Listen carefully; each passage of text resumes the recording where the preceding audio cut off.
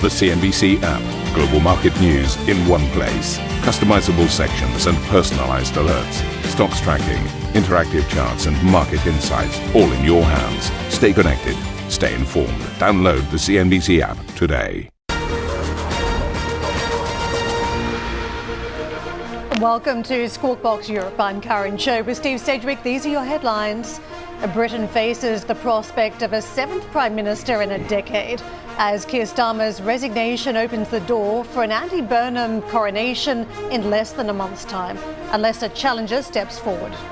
SpaceX sees the best part of $500 billion. Shall I say that again? $500 billion wiped off its market value on Monday, with selling extending elsewhere into tech mega caps, whilst the KOSPI triggers circuit breakers in the Asian session and tech names eye further losses on Wall Street.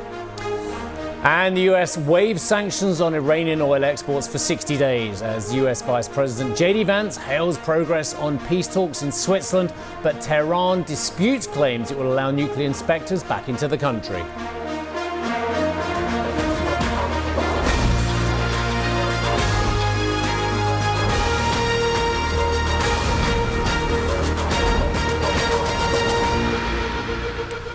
Karen, I've just asked the producers very kindly to give us a minute to talk about SpaceX ahead of our other massive stories. I don't care. I genuinely don't care. I care about big stories in technology. I care about AI. I care about market moves that matter. I care about when companies move logically in a big move. $500 billion was wiped off SpaceX yesterday.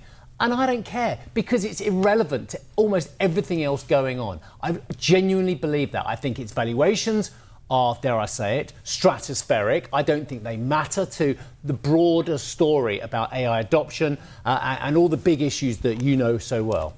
It was always going to be a momentum trade, and that's exactly what investors and traders got. It's had huge momentum.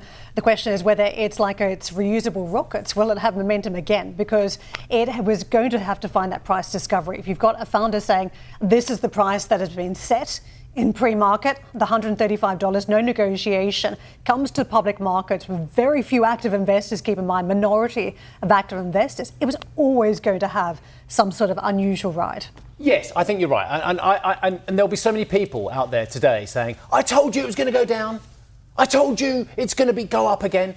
And they don't know any more than you and I do. And anyone who comes on this channel who says categorically they know that it's going to go up or down, I would say that they're basically sticking their finger in the wind and guessing which way it's going. People hopped on it for a quick buck. They're hoping for a quick ride into space, and they got that, but they're jumping off just as quickly because they're concerned that the fundamentals are not there. Oh, they'll be back in again. We know what this is like. OK, great. Thank you. Right. Thank you, producers, for letting me do that. I had to get it off my chest. Labour's Andy Burnham has been sworn in as an MP amid growing expectation he will run unopposed for leadership of the party, where streeting a possible rival candidate.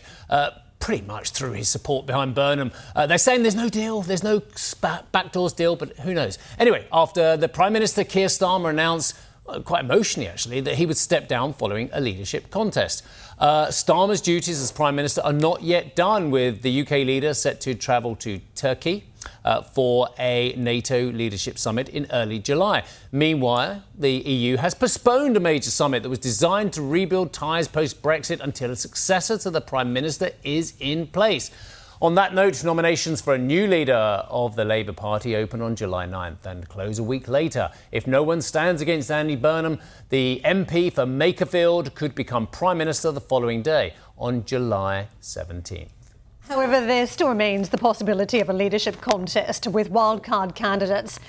Al Kans, who resigned as Armed Forces Minister last month, and Starmer ally Darren Jones so far refusing to rule themselves out of entering the race to become Labour Party leader.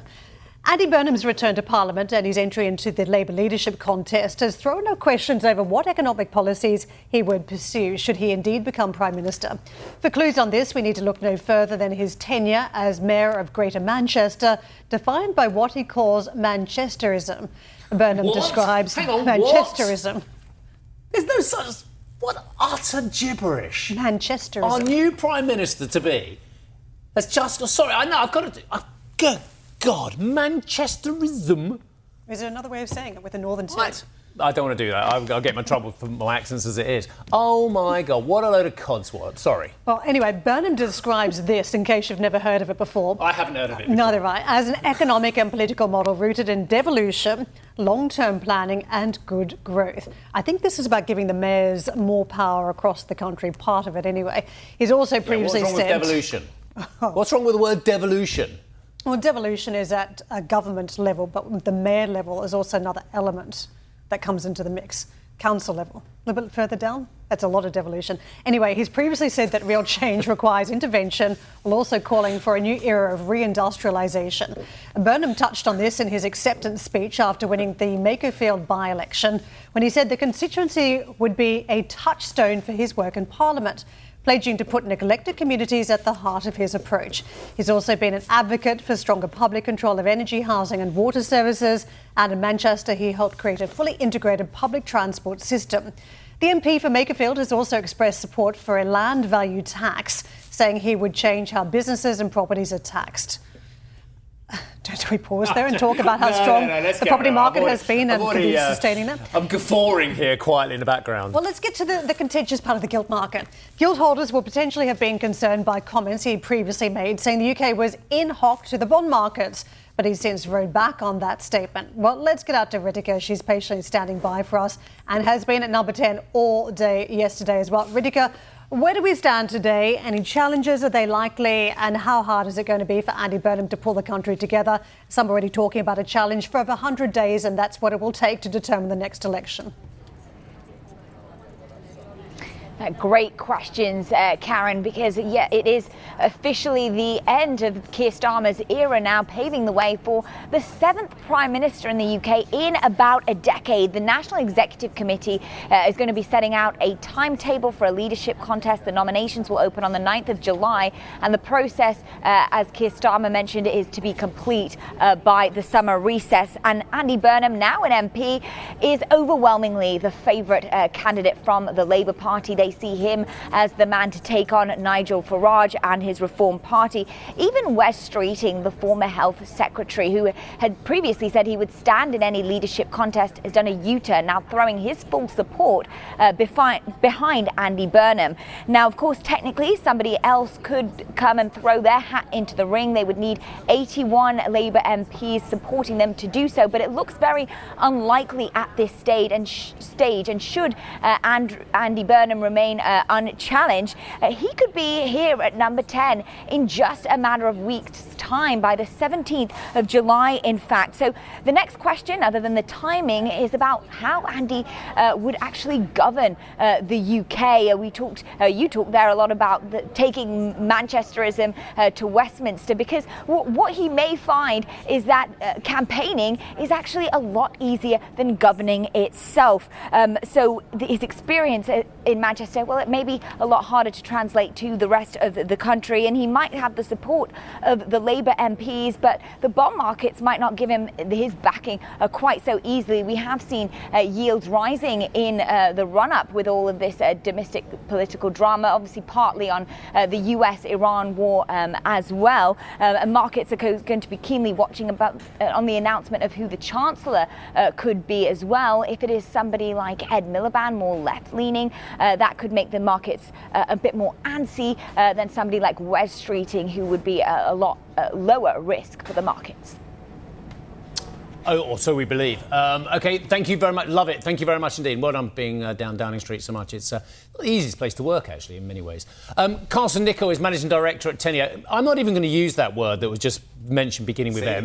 No, because I don't want to get into my vernacular, because it means nothing to me as well. But what actually is Andy Burnham going to bring to the table that actually the previous Prime Minister or the current Prime Minister hasn't done? I don't know.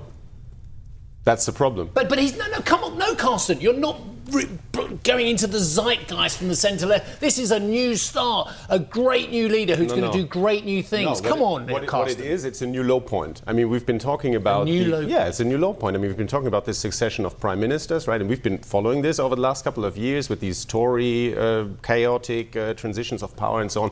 But looking back, you can say at least these Tory leadership battles were about weird, unrealistic, but different ideas of Brexit, basically, right? Yeah. What is this about in terms of program. Manchesterism, as you say, means nothing. Who's going to pay for it? Is the real question. No answer on that front. What you're looking at is somebody who's clearly more popular than the sitting prime minister, and a party that on that basis goes for the other guy. But the policy work hasn't been done, and that for me poses the massive risk of deflation of this whole project very quickly. And the centre is going to lose, basically. In terms of, just that very brief of me, the question that Ritka was raising there about the role of Chancellor of the Exchequer, I know that market's concerned about Ed Miliband because it's said as much as well. But Ed Miliband has had time, I think, as a junior Treasury Minister previously. I think Yvette Cooper has as well, actually, for that matter as well. Will it be so different with Ed Miliband versus Wes Streeting versus Yvette Cooper? Yeah, does it matter that much? Dare I say, Rachel Reeves was probably what's still to throw her hat. I mean, who knows? And does it matter at the end of the day? Because at the latest, since the Liz Truss days, we know about the balance of power. I mean, there is just no room for movement. We know what the fiscal constraints are. The question is, do you want to nominate another chancellor who wants to learn about this the hard way? Is only going to take a couple of days. I made the point before that apparently the first 100 days could be incredibly telling for any incoming Prime Minister. That's how the next election will be won and lost. Would you agree that the time frame is that short? Yeah, no, absolutely. Because again, the expectations that are being raised again are gigantic.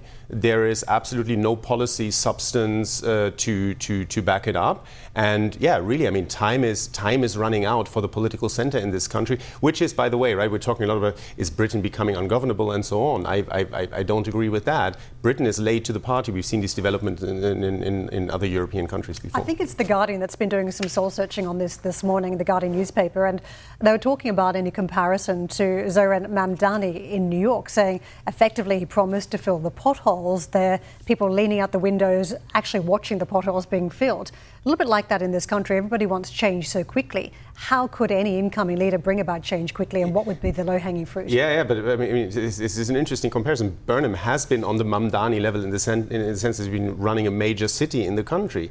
The big question is, once you move to the national level, you need a plan for the national level. And I don't think it's unfair for an interviewer to ask him, fine, so you're very proud of having nationalized the bus services in Manchester. That tells us something about, the importance that you assign to public services. Next question, how do you pay for it? Borrowing, which clearly the markets have told us you can't, so therefore that leaves tax rises. Where are you going to raise taxes? And you get zero answer from that. So that is just not enough. Yeah, because when you look at where he wants to raise money, he wants to raise it from wealthier echelons. The problem is, from what I can see, we're very close to where the wealthier people in this country are already taxed out and actually are going to start thinking, OK, maybe there are lower tax jurisdictions both in Europe and indeed in the Middle East and elsewhere where I can go. And I know Jonathan Portis, who's coming on later on, disagrees with me about that as well. But the fact of the matter is, OK, so he wants a 50p tax rate potentially as well. Well, with national insurance, we're already at 47p in the United Kingdom anyway. So actually, 5% would take it to 52, which is beginning to get to the kind of level where people think, what's the point? Yeah, and especially in a country like this, where traditionally the quality of public services that you get in return is low. And this is not to complain, this is just a point. The comparative advantage of this country is elsewhere. The comparative advantage in this country is a place like London with its professional services, financial services industry. That is a different comparative advantage to high tax economies that you have in Europe. If you look at France, if you look at Sweden, it's a different story there. So you need a plan, you need some thinking about what does a growth model look like for this country, what can the government do? And I just don't see any conversation around that. Can I bring up the politics here? Because it may look as though Labour is now fighting itself as to who wants to be the next leader of the party, but the reality is they're going to be fighting some sort of hard right element too when they come to the polls at some stage, and whether that's sooner rather than later now, as we talk about whether Andy Burnham, if he becomes Prime Minister, whether he also then needs a mandate. So how do they tackle the immigration side? How do they ward off reform? Yeah, and exactly. So that's the conversation that already Starmer has been facing. But importantly, you have that attack from the far right, and at the same time, of course, in traditional Labour constituencies, the attack from a populist left in terms of the Greens party at the same time. Again, in British politics, that is relatively new. Look at a place like France. This has been going on for a while with very destabilizing effect. The problem is, once you move to appease the one side, you're angering the other side, and you end up in this kind of three-way, ultra-polarized situation. We had our first coalition government since the war in 2010. Follow up, we just spoke to Nick Clegg about various things last week, the former Deputy Prime Minister, who obviously more recently was at Meta and now is doing other things.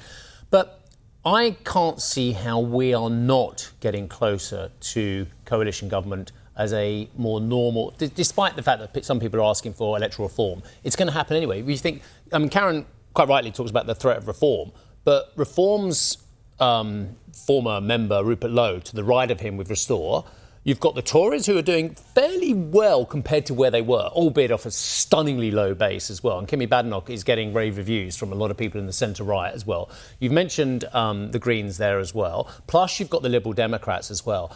I can't see how we're moving to anything other than coalition government going forward. And so these traditional majority systems, like the British system, again, you've seen it in the French system, they struggle with that logic of coalition because it's traditionally not how the system works. So that is another challenge. How quickly can politicians learn how to effectively run a coalition? And one more thing, the electoral system no longer protects you from those coalitions. Another thing that no longer protects you is the record of the centre over the last couple of years with these quick successions of prime ministers. If you go out there now saying Nigel Farage is going to be chaos, how credible are you with this claim after this charade, frankly, that we continue to see, and a conversation now about leadership change that is entirely void of any content? But you mentioned Brexit. Yes. Happy Brexit Day. Is it today? I believe so. It is. I know it's this week. Happy Brexit Day. Has Brexit, unequivocal, honest question, I'm not going to lead the witness, has Brexit been a great success for Great Britain?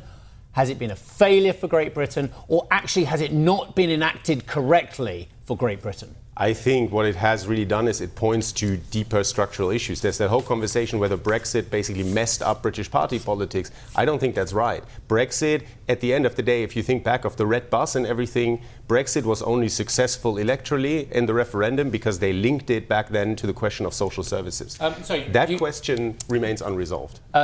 Brexit bus, where it promised hundreds of billions. Here we go.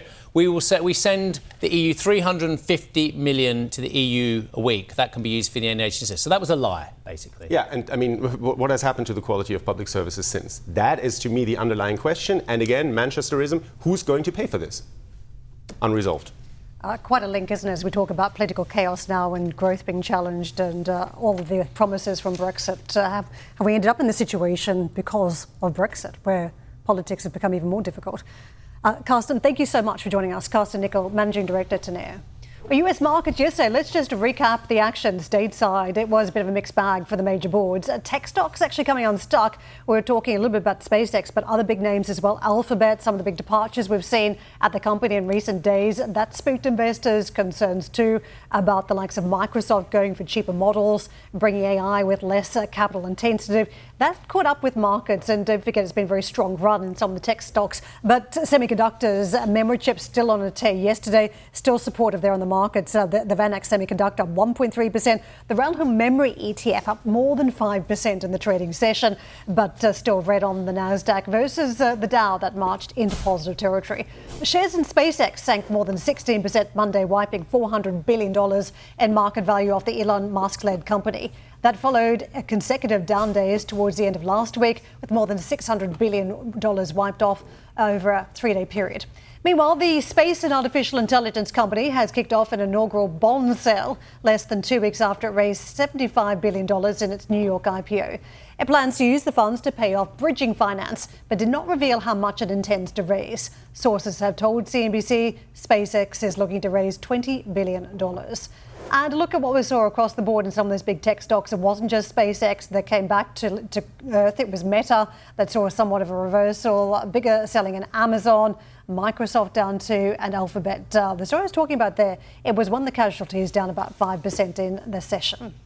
To Asian markets, a lot of the green for the trading week starting off in these markets. Yesterday we saw it for the Japanese stock market that had picked off where it left off in the Friday session and bounced to fresh records in trade yesterday. also for the South Korean market, where SK Hynix have really started to again run with that bat and became the most highest valued stock in the South Korean market, overtaking the likes of Samsung yesterday. So what we've got today, a real reversal from that position of red ink splashing up across the board, 2% down for the Japanese stock market. Well, South Korea's benchmark, the KOSPI, in the last hour or so triggered a market-wide circuit breaker after a steep intraday plunge. Overnight, the head of South Korea's market watchdog said he regrets approving leveraged funds linked to SK Hynix and Samsung Electronics, which contributed to the volatility. The official is saying it's considering stabilising measures. Tech stocks in the wider Asian region also under heavy pressure today. Oh my goodness me! I love my job so much because I see nonsense stories like that on a daily basis that I can guffaw at. He regrets allowing leveraged funds to play these two stocks. Let me remind our viewers that there's only two stocks that dominate around about half of the KOSPI, and now he regrets allowing people to leverage up 2, 3, 4, 5, goodness knows how many times on the fact that those stocks are so dominant anyway.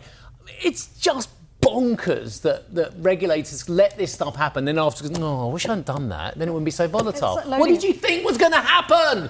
Well, it's like loading up a sports car with fresh fuel so it can refuel on the way. You know it's going fast. You don't want it to stop, which is going to put more fuel on board so it can keep on going. Well, 3 times leveraged funds, some of them have been in the market and very heavily traded to try and maximise the upside. Sports cars and what you put in them. But let's say you have a very, very fast car anyway, like a Ferrari, like a Luce, no, not a Luce, a nice Ferrari. It's a nice Ferrari. And then you put rocket fuel in it just to make it a bit faster. To compete with Elon Musk. And then suddenly, what do you have? Something that has a huge momentum trade and becomes the biggest traded stock in the world. Because you've got two stocks that people have got X amount of leverage on. I mean, come on. Are we destined on this show every couple of years to talk about the same nonsense but just repackaged? Yeah, I'm really sorry we let it happen. Really sorry. Apologies. Oh, who'd have thought it? Who'd have thought if you've got only two stocks that dominate the entire index and then you let people put on a leverage play on it that it's going to be volatile? I wouldn't have thought that. Money falling in from every quarter of the world. Just strange, isn't it? US futures, a quick look at what we've got for the session today. The early picture looks red, actually, I should say. We've given up some of the green that was on the Dow, for instance, that's translating to red this morning. NASDAQ looking to give back further territory today. Have we run out of some of the firepower in US markets at this stage?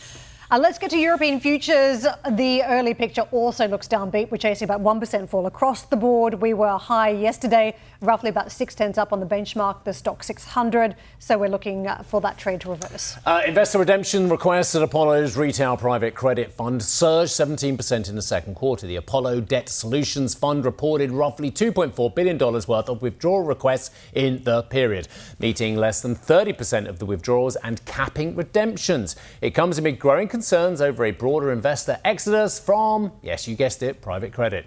OK, coming up on the show, US-Iran talks get back on track after a tumultuous weekend as the US waives sanctions on Iranian oil for 60 days.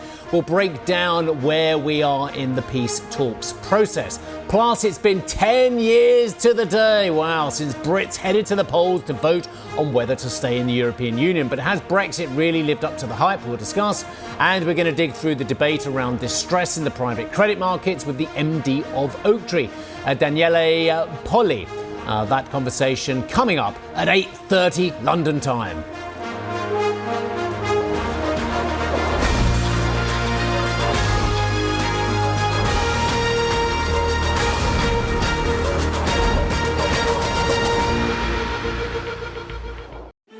Executive Decisions is the new podcast from CNBC, where I ask powerful leaders about their decisions that changed everything.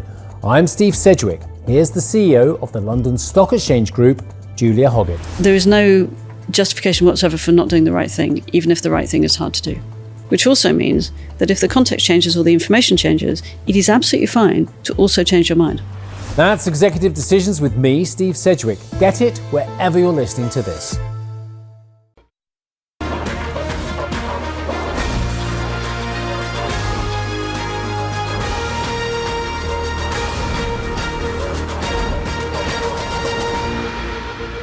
The United States has authorised the production, delivery and sale of Iranian oil for 60 days. Treasury Secretary Scott Bessent says the move follows productive talks between Washington and Tehran in Switzerland over the weekend, and amid commitments by Iran around the Strait of Hormuz and welcoming IAEA inspectors. Well, the President, Donald Trump, doubled down on his claim that the strait is fully open.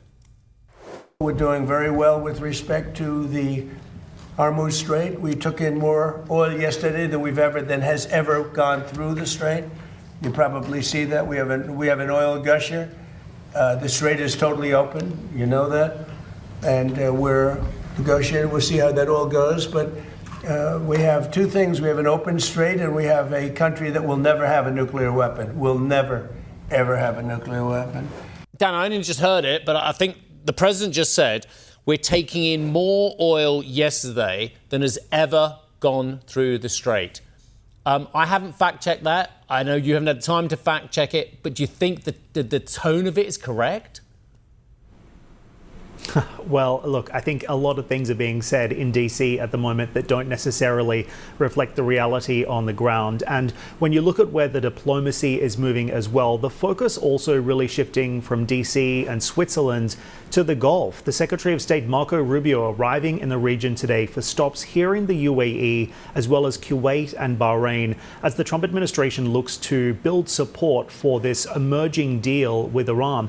Of course, at the top of the agenda here is keeping the Strait of Hormuz open, implementing the US-Iran Memorandum of Understanding, and reassuring Gulf partners here about regional security. Rubio's trip also coming just hours after that big policy shift from DC. Treasury issuing a 60-day license that's going to allow the production, sale, and delivery of Iranian oil, while also authorizing related banking, insurance, and shipping transactions. This is very significant. The move effectively opens the door for Iranian crude to return to the international markets, at least temporarily, as negotiators on both sides continue to work towards what is a longer-term agreement. But of course, questions about exactly how this is going to work already emerging, and of course what this means in practice for the markets as well. President Trump said Iran's oil revenues would be its revenues and its unfrozen funds would be used exclusively, he says, to purchase American agricultural products, including corn and soybeans.